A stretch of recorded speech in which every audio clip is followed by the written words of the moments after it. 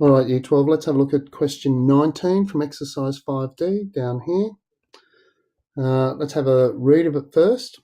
The captain of ship A sighted the smoke of a volcano in a direction north 53 degrees east, and a captain of another ship B, 30 kilometres due east of the first ship, saw the smoke in a direction of north 42 degrees west. Straight away, I don't really think you're going to get anything like this in the HSC. They don't use compass bearings, but we'll do it nonetheless for those students who asked about it. First thing we need to do is get our ships. So here's one ship, and if we read it, the captain of ship A sighted the smoke. Okay, yeah, good. So here's ship A, and ship B is due east of ship A. So due east, so that's that way. And we get ship B. Now ship A sees a volcano on a bearing of north 53 degrees east. So let's draw our north, and let's draw 53 degrees, somewhere along there. Ship B sees the same volcano on a bearing of north, by the way, that's 53 degrees, sees the ship on a bearing of north 42 degrees west, so somewhere along there, and that's 42 degrees. So our volcano is somewhere here.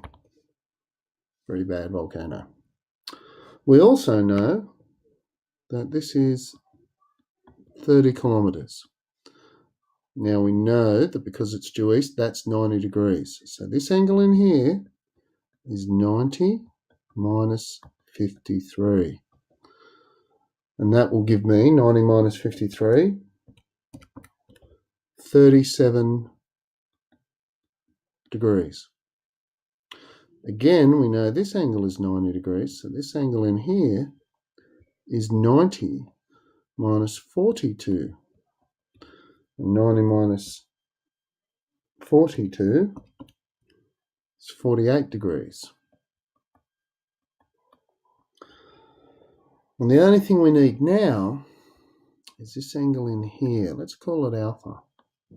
And alpha, because it's a triangle, equals 180 minus the other two. So minus 37 minus 48.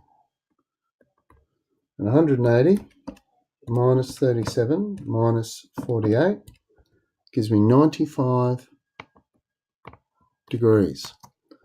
So now I should have enough information to get the answers. So always put the distance you want to find first. So the first question is, how far is ship A from the volcano? So this is ship A over here, so we'll call that X.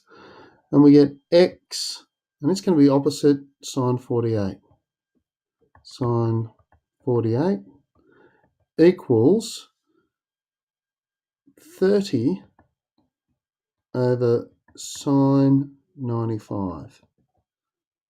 And we'll just multiply that sine 48 across, so X equals sine 48 times 30 over sine 95.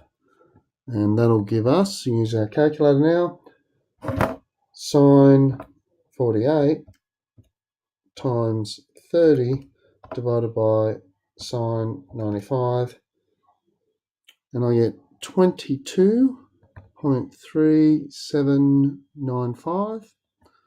They want to one decimal place, so I'm going to write 22.4 kilometres. And we're correct for A. So how far is ship B? So ship B, we want to find this distance. How far the ship B is from the volcano. And again, it's just a sine rule. So for B, we're writing y over sine, the sine angle opposite, 37, equals 30 over sine 95. So that's pretty easy. Y equals sine 37 times 30 over sine 95, and I'm actually using my back button this time and deleting the 48 and putting in 37 because it's exactly the same, and I'm getting 18.123,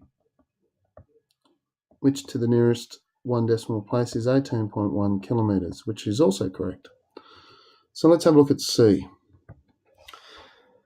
The ship closer to the volcano, well, that ship B, is travelling at 20 kilometres an hour. How long will it take the ship to reach the volcano? Well, on your formula sheet, you have this thing equals speed equals distance over time. And you should be able to rearrange that. You've got to find the time. Well, the S and the T can interchange. I think they might even do that for you on the formula sheet.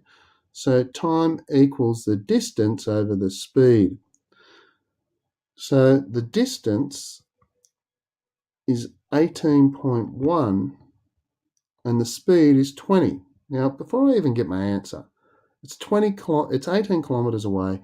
It's travelling at 20 kilometres an hour. So it will get just under an hour. So I go to my calculator, 18.1 divided by 20.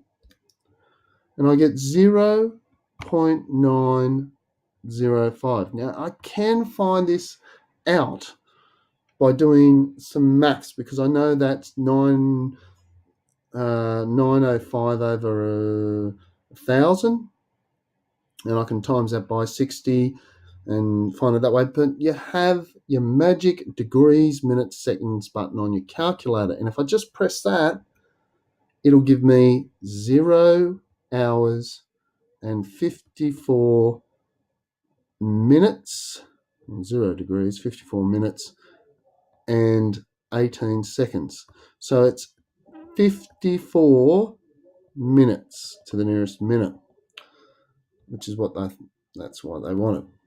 If you wanted to be really smart, you could go, well, I know that 0.905 equals 905 over 1,000, and that's 0.905 hours. 0.905 hours. So to find the minutes, I could just times that by 60. So 905 divided by 1,000. Well, I could have just done 0.905. I don't even know why I wrote that. Times 60. And I would have got 54.3. So I overcomplicated it. I could have just done 0.905 times 60.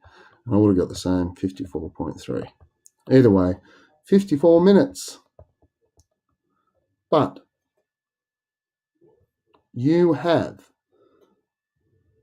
your degrees, minutes, seconds button on your calculator that will help you solve that. Good luck.